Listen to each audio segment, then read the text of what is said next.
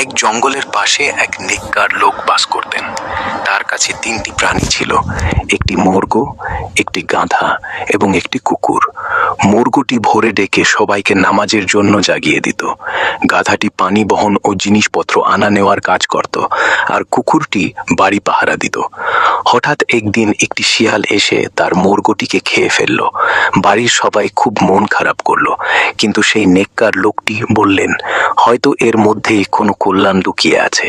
কিছুদিন পর একটি নেকড়ে এসে তার গাধাটিকেও খেয়ে ফেলল। বাড়ির সবাই আবারও খুব কষ্ট পেল, কিন্তু এবারও লোকটি সেই একই কথা বললেন, হয়তো এর মধ্যেও কোনো মঙ্গল আছে। এরপর একদিন তার একমাত্র কুকুরটিও মারা গেল।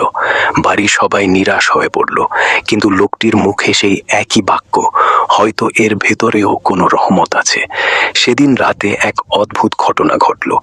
ওই এলাকার আশেপাশে যত মানুষ ছিল, ডাকাতরা এসে তাদের সবাইকে বন্দি করে নিয়ে গেল। শুধু ওই নেককার লোকের পরিবারটি রক্ষা পেল।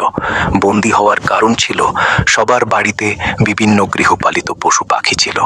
সেই সব প্রাণীর ডাক শুনে ডাকাতরা বুঝতে পেরেছিল যে সেখানে মানুষ আছে, কিন্তু এই লোকটির বাড়িতে কোনো প্রাণী না থাকায় শত্রুরা তার ঘরের হদিশ পায়নি।